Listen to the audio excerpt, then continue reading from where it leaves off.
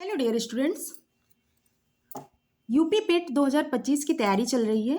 तो भारतीय राज्य व्यवस्था जो आपका टॉपिक है उसमें से हमारा संविधान यानी भारतीय संविधान से कल मैंने वीडियो आप लोगों तक पहुंचाया था। उसके जितने भाग हैं वो कवर करवाए थे, यानी 22 भाग। उस 22 भाग के विषय क्या है और किस किस अनुच्छेद में भाग आपका दिया गया है, तो इतना जो है मैंने विस्तृत अध्ययन आपको बताया था। तो अगर आपने वीडियो नहीं देखा है तो प्लीज़ जाकर देखिए।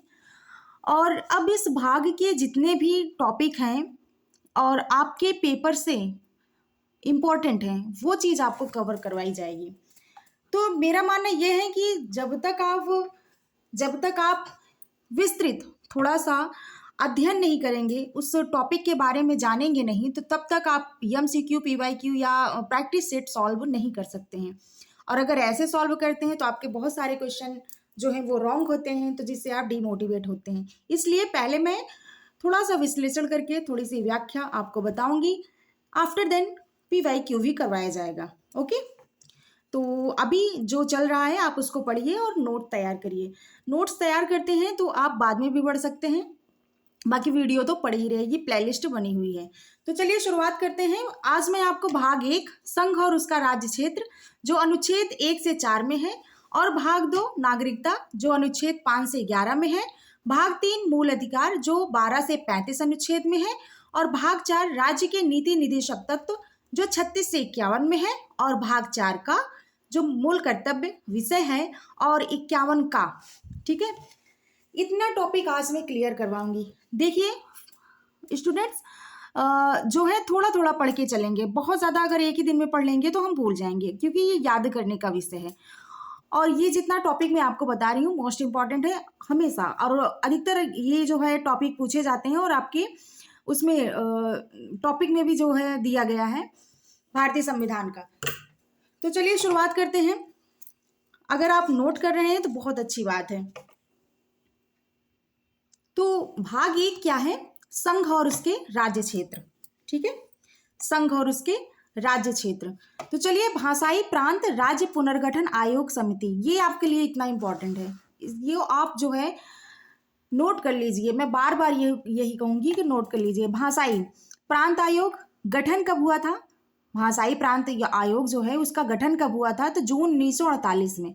अध्यक्ष कौन थे? यस के दर। रिपोर्ट सौंपी गई दिसंबर 1948 में, और अनुशंसा क्या थी कि राज्यों का गठन प्रशासनिक सुविधा के आधार पर, ना कि भाषाई आधार पर। ठीक है, इनकी जो मंशा थी वो था कि राज्यों का जो गठन हो प्रशासनिक सुविधा के आधार पर हो, ना कि भाषा के आधार पर। तो बहुत ज़्यादा इंपॉर्टेंट नहीं है, तो इसको मैं नोट करने के लिए नहीं कहूँगी। आइए यहाँ चलते हैं। ये है राज्य पुनर्गठन आयोग। राज्य पुनर्गठन आयोग जो है, गठन इसका वर्ष 1953 में हुआ था। अध्यक्ष कौन थे? फजल अली। सदस्य कौन कौन थे इसके? तो के.एम. पारिक्कर एवं H.N. कुंजरू। ठीक है, रिपोर्ट कब सौंपी गई? तो वर्ष 1955 में। गठन 1953 में हुआ, रिपोर्ट सौंपी गई 1955 में। अनुशंसा क्या थी, मतलब इनकी इच्छा क्या थी कि भाषाई आधार पर राज्यों के पुनर्गठन की अनुशंसा। इनका क्या जो मंशा थी वो भाषाई आधार पर राज्यों का पुनर्गठन हो। देखिए, आपका ये इंपॉर्टेंट है कि आंध्र प्रदेश राज्य का गठन कब हुआ था, पूछा जाता है। ठीक है, तो आंध्र प्रदेश राज्य का गठन तिथि याद कर लीजिए, 1 अक्टूबर 1953 के में हुआ था। और ये भी पूछा जाता है कि भाषा के आधार पर गठित होने वाला पहला राज्य कौन है? वो है आंध्र प्रदेश। विशेषता क्या है कि भाषा के आधार पर गठित देश का पहला राज्य, ये आपके लिए इंपॉर्टेंट है। विभाजन इसका कब हुआ था? 2 जून 2014 को तेलंगाना इससे अलग हुआ था। तो ये जो है इंपॉर्टेंट है, जो इंपॉर्टेंट है उसको मैंने डार्क किया है, आप इसको नोट कर सकते हैं। चलिए, कुछ राज्य हैं जो इंपॉर्टेंट हैं, पूछे जाते हैं। तो विभिन्न राज्यों के गठन की तिथि, आंध्र प्रदेश जो है 1 अक्टूबर 1953 को ठीक गठित हुआ था। और इसमें से क्या इंपॉर्टेंट है आपका? छत्तीसगढ़। क्या है? छत्तीसगढ़ 2000 में हुआ था, 1 नवंबर 2000। उत्तराखंड 9 नवंबर 2000। झारखंड 15 नवंबर 2000। तेलंगाना 2 जून 2014। ठीक है, तो ये आप 4-5 राज्य हैं जो इसको नोट कर लीजिए और याद कर लीजिएगा। तो यहाँ जो आपका भाग 1 है, 1 से लेकर 4 तक, वो आपका कंप्लीट हुआ। इससे ज़्यादा क्वेश्चन यहाँ से नहीं पूछा जाता है। ठीक, उसके बाद आते हैं भाग 2। भाग 2 में आपका क्या है? नागरिकता। क्या है भाग 2 में? नागरिकता है। जो भाग 2 है नागरिकता, वो किस अनुच्छेद में है? तो 5 से लेकर 11 तक है। ठीक है, ऐसे पूछा जाता है कि जो नागरिकता है वो किस भाग में है? तो भाग 2 में है। किस अनुच्छेद में है? तो 5 से लेकर 11 तक है। तो चलिए नागरिकता का क्या है देखते हैं। उल्लेख है संविधान के भाग 11 में, संविधान के भाग 2 में। किसमें? संविधान के भाग 2 में, अनुच्छेद 5 से 11 तक। प्रावधान क्या है कि एकल नागरिकता का प्रावधान है। भारत में 2 तरह के लोग रहते हैं। भारत में 2 तरह के लोग हैं। कौन कौन? एक नागरिक होते हैं, एक विदेशी होते हैं। विदेशी में मित्र होते हैं और शत्रु भी होते हैं। ठीक है, तो ये इंपॉर्टेंट है कि नागरिकता का जो प्रावधान है किस भाग में है? तो भाग संविधान के भाग 2 में है। अनुच्छेद कहाँ से कहाँ तक है? तो 5 से 11 तक है। प्रावधान इसका क्या है? एकल नागरिकता का प्रावधान है। ठीक है, उसके बाद जो इम्पोर्टेंट है उसको देखेंगे। इम्पोर्टेंट जो फैक्ट है उसको देखते हैं कि संसद द्वारा नागरिकता के अधिकार का विधि द्वारा विनियमन किया जाता है। विनियमन किया जाना उपबंधित है अनुच्छेद 11 के अंतर्गत। ये बहुत ज़्यादा इम्पोर्टेंट नहीं है। यहाँ पर आते हैं कि भारतीय नागरिकता अधिनियम 1955 पारित किया गया संसद द्वारा। ये पूछा जाता है। ठीक है, कि भारतीय नागरिकता अधिनियम 1955 या कब पारित हुआ? तो भारतीय नागरिकता अधिनियम 1955 में पारित हुआ। किसके द्वारा पारित किया गया? संसद द्वारा। अनुच्छेद 15, 16, 19, 29, 30 के तहत अधिकार प्राप्त है केवल नागरिकों को। ये देखिए, यहाँ जो भारत के नागरिक हैं उनको ये अधिकार प्राप्त है। अनुच्छेद 15, आगे पढ़ेंगे हम, अनुच्छेद 16, 19, 29 और 30। ठीक है, उसके बाद दोहरी नागरिकता। दोहरी नागरिकता राज्यों के लिए पृथक नागरिकता व्यवस्था को अपनाया गया है। कहाँ से? अमेरिका एवं स्विट्जरलैंड में ये अपनाया गया। वहाँ पे दोहरी नागरिकता कहाँ अपनाया गया है? तो अमेरिका और स्विट्जरलैंड में।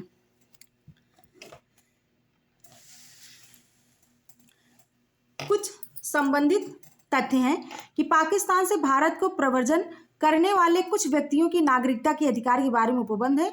देखिए, इस टाइम भारत और पाकिस्तान में कुछ माहौल बहुत बहुत ज़्यादा गर्म चल रहा है, तो क्वेश्चन आपके यहाँ से बन सकते हैं। ठीक है, मैंने डार्क नहीं किया है, लेकिन ये यहाँ से बन सकते हैं। तो पाकिस्तान से भारत को प्रव्रजन करने वाले कुछ व्यक्तियों की नागरिकता के अधिकार के बारे में उपबंध है अनुच्छेद 6 के तहत। ये नोट कर लीजिए। दूसरा है कि पाकिस्तान को प्रव्रजन करने वाले कुछ व्यक्तियों की नागरिकता के आधार के बारे में उपबंध है अनुच्छेद 7 में। ये हैं दोनों में। समझिए कि पाकिस्तान से, यहाँ पूछा गया है पाकिस्तान से भारत को, ठीक, करने वाले, भारत को प्रव्रजन करने वाले कुछ व्यक्तियों की नागरिकता। यहाँ पूछा गया है कि पाकिस्तान को प्रव्रजन करने वाले कुछ व्यक्तियों की नागरिकता के अधिकार के बारे में उपबंध है अनुच्छेद 7 में। दोनों में अंतर बहुत ही वो है, तो आप संक्षिप्त है तो आप इसको समझिएगा। उसके बाद है कि भारत के बाहर रहने वाले भारतीय उद्भव के कुछ व्यक्तियों के नागरिकता के बारे में उपबंध है अनुच्छेद 8 में। जब कोई व्यक्ति स्वेच्छा से किसी विदेशी राज्य का नागरिक हो जाता है तो उसकी भारतीय नागरिकता स्वतः समाप्त हो जाती है अनुच्छेद 9 के अनुसार। ये आपका इंपॉर्टेंट है, इसको नोट कर लीजिएगा कि जब कोई व्यक्ति स्वेच्छा से किसी विदेशी राज्य का नागरिक हो जाता है तो उसका भारतीय नागरिकता स्वतः समाप्त हो जाती है अनुच्छेद 9 के तहत। ठीक, आइए कुछ नागरिकों के साथ विदेशियों को भी प्राप्त मूल अधिकार, जो भारत के नागरिक हैं उनके साथ विदेशियों को कौन कौन से मूल अधिकार प्राप्त हैं उसको देखते हैं हम। तो अनुच्छेद 14 समानता का अधिकार, अनुच्छेद 20, अनुच्छेद 21 का, अनुच्छेद 22, अनुच्छेद 23, 24, 25, 26, 27, 28, इतने अनुच्छेद जो हैं वो भारत के नागरिकों के साथ साथ विदेशियों को भी प्राप्त हैं मूल अधिकार। ठीक है, आइए मूल अधिकार के बारे में जानते हैं। मूल अधिकार क्या है? कुल 6 मूल अधिकार हैं, एक नज़र में देखते हैं। जो मूल अधिकार है ये इंपॉर्टेंट है आपके लिए, मोस्ट इंपॉर्टेंट है, इसको आप याद करना आपके लिए बहुत ज़्यादा ज़रूरी है। तो क्या है? समता का अधिकार, जो समता का अधिकार है अनुच्छेद 14 से 18 तक है, डायरेक्ट ऐसे पूछा जाता है आपसे। स्वतंत्रता का अधिकार 19 से 22 में है। शोषण के विरुद्ध अधिकार 23 से 24 में है। धार्मिक स्वतंत्रता का अधिकार 25 से 28 में है। संस्कृति और शिक्षा संबंधी अधिकार 29 से 30 में है। संवैधानिक उपचारों का अधिकार 32 में है।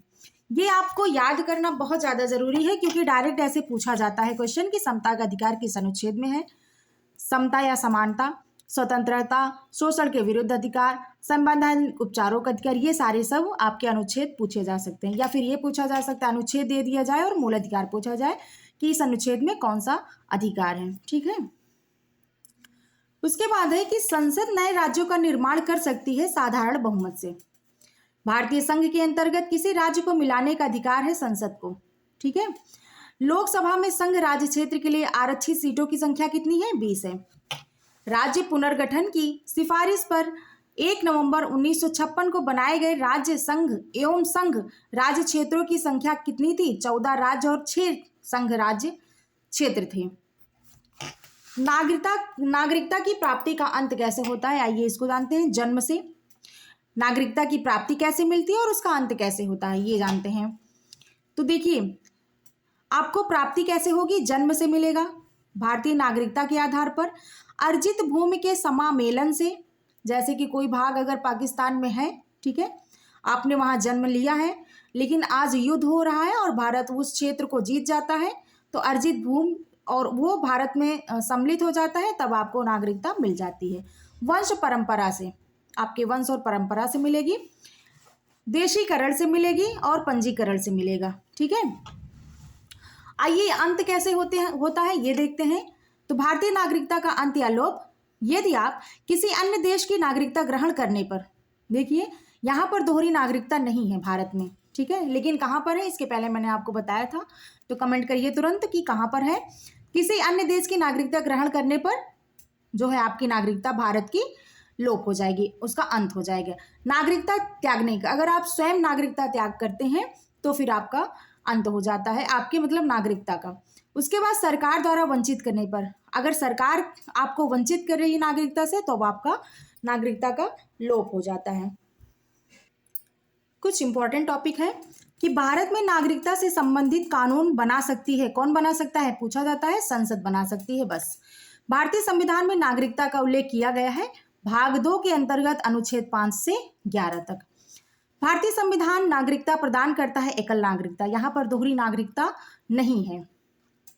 उसके बाद है कि अमेरिका में नागरिकता प्रदान की जाती है दोहरी नागरिकता। अमेरिका और स्विट्जरलैंड में ये व्यवस्था है कि आपकी दोहरी नागरिकता है।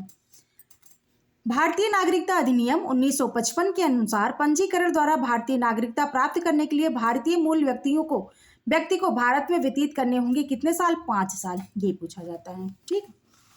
उसके बाद आइए कुछ संशोधन हुए थे, तो लागू हुआ 10 जनवरी 1920 से, जो नागरिकता संशोधन अधिनियम 2019 में हुआ था, लेकिन संशोधित हुआ था, लेकिन लागू कब हुआ? 10 जनवरी 2020 से। नागरिकता देगा, क्या देगा? अफगानिस्तान, पाकिस्तान, बांग्लादेश के अल्पसंख्यकों को, क्या किसको किसको? हिंदू को, सिख को, बौद्ध को, जैन को, पारसी को, ईसाई को। ठीक। ये जो है भारत नागरिकता देगा यहाँ के लोगों को जो यहाँ से संबंधित है इस धर्म से। उसके बाद है मूल अधिकार, ये आपका नागरिकता हुआ। अब आया मूल अधिकार। कुछ मूल अधिकार हैं, देखिए अनुच्छेद 21 का के तहत शिक्षा के अधिकार को मौलिक अधिकार बनाया गया, ये भी मोस्ट इंपॉर्टेंट है। 86वें संविधान संशोधन द्वारा 2002 द्वारा, ठीक है, इसको जो है मौलिक अधिकार दिया गया। कौन से संविधान संशोधन द्वारा? 86वें संविधान संशोधन द्वारा। कब? 2002 में। प्रेस की स्वतंत्रता अंतर्निहित है, जो प्रेस है, मीडिया है, उसकी स्वतंत्रता किसमें है? संविधान के अनुच्छेद 19 फर्स्ट का में। मेनका गांधी वाद 1978 संबंधित है अनुच्छेद 21 के अंतर्गत प्रदत्त मूल अधिकारों के विस्तार से। सिखों द्वारा कृपाल धारण करना धार्मिक स्वतंत्रता का अंग माना गया है अनुच्छेद 25 के अंतर्गत। मौलिक अधिकारों के संरक्षक है उच्चतम एवं उच्च न्यायालय। मौलिक अधिकारों का जो संरक्षक है कौन है? उच्चतम और उच्च न्यायालय। अगर इसमें आपको कोई परेशानी आती है तो आप हाई कोर्ट, सुप्रीम कोर्ट जा सकते हैं। उसके बाद ये इंपॉर्टेंट है कि नागरिकता से संबंधित महत्वपूर्ण जो अनुच्छेद हैं, ये अनुच्छेद मोस्ट इंपॉर्टेंट है। अनुच्छेद 5 है कि संविधान लागू होने के समय नागरिकता किस अनुच्छेद में है? संविधान लागू होने के समय नागरिकता किस अनुच्छेद में? 5 में है। संसद को नागरिकता के संबंध में विधि बनाने की शक्ति किस अनुच्छेद में है? 11 में। पाकिस्तान से भारत को प्रव्रजन करने वाले व्यक्तियों की नागरिकता किस अनुच्छेद में है? 6 में। विदेशी राज्य की नागरिकता ग्रहण करने पर भारतीय नागरिकता स्वतः समाप्त हो जाती है, किस अनुच्छेद में है? 9 में। पाकिस्तान को प्रव्रजन करने वाले व्यक्तियों की नागरिकता अनुच्छेद 7 में है। उसके बाद भारत के बाहर रहने वाले भारतीय उद्भव के कुछ व्यक्तियों की नागरिकता अनुच्छेद 8 में है। तो ये आपके कुछ नागरिकता से संबंधित अनुच्छेद थे जो कि इंपॉर्टेंट हैं, तो ये आप नोट कर लीजिए और अनुच्छेद 6 और 7 को ध्यान से पढ़कर इसमें आप जो विभिन्नता है उसको जरूर जानिएगा। आइए मूल अधिकार टॉपिक है जो किसमें है? 12 से 35 में। अनुच्छेद 12 से 35 में है। मूल अधिकार अपनाया किस कहाँ से गया है? यूएसए से। ये पूछा जाता है कि मूल अधिकार कहाँ से लिया गया है? यूएसए से लिया गया है। संविधान में उल्लेख किसका है? भाग 3 अनुच्छेद 12 से 35 में। कौन से भाग में है? 3 में है। अनुच्छेद 12 से 35 में है। उसके बाद है अनुच्छेद 14 से 18। अनुच्छेद 14 से 18 ये इंपॉर्टेंट है। 12-13 उतना इंपॉर्टेंट नहीं है, लेकिन 14 से 18 इंपॉर्टेंट है। आइए, समता का अधिकार है, ठीक है। 14 से 18 में समानता के अधिकार है। संविधान में मूल अधिकारों की संख्या जो है, देखिए, अनुच्छेद 32 में संवैधानिक उपचारों का अधिकार है। अनुच्छेद 29 और 30 में संस्कृति और शिक्षा संबंधी अधिकार है। स्वतंत्रता का अधिकार अनुच्छेद 19 से 22 में है। शोषण के विरुद्ध अधिकार 19-23 से 24 में है। धार्मिक स्वतंत्रता का अधिकार 25 से 28 में है। तो ये जो अनुच्छेद हैं ये आपको याद करना बहुत ज़रूरी है, बहुत ही इंपॉर्टेंट टॉपिक है। फ्रेंड्स, वीडियो बहुत लेंदी हो जाएगा, इसलिए मैं टॉपिक यहीं पर अभी समाप्त करती हूँ। कल के वीडियो में आपको मिलेगा अनुच्छेद 21 का, ठीक है। तो बहुत ही ज़्यादा इंपॉर्टेंट टॉपिक है और आई होप आप लोग नोट कर रहे होंगे। नोट्स बनाइए, उसको रिवाइज करिए। ये जितने भी टॉपिक हैं मैं पूरा विस्तार से नहीं बता रही हूँ क्योंकि संविधान बहुत बड़ा है, लेकिन आपके प्रश्न कहाँ से पूछे जाएंगे वो मैं आपको कंप्लीट करवा रही हूँ। उसके बाद अगर आप प्रैक्टिस करते हैं तो आपके बहुत सारे क्वेश्चन यहीं से ही फंसेंगे। तो आप नोट करिए और अगर आपको वीडियो पसंद आई हो प्लीज़ लाइक कमेंट करना ना भूलिएगा, शेयर ज़रूर करिएगा और प्रतिदिन वीडियो पाने के लिए सब्सक्राइब करिए। पसंद आया हो तो सपोर्ट कीजिए। एक छोटा सा प्रयास है आप तक वीडियो पहुंचाने की। कुछ लोगों को ये लगता होगा कि शुरुआत में ही प्रैक्टिस सेट करवाएं, लेकिन शुरुआत में प्रैक्टिस सेट नहीं करवाएंगे। पहले आपको थोड़ा सा विस्तृत अध्ययन करना होगा, उसके बाद फिर प्रैक्टिस सेट होगा, ठीक। तो कोशिश छोटी सी है। आपको वीडियो अच्छी लगी हो। वीडियो देखने के लिए बहुत बहुत धन्यवाद।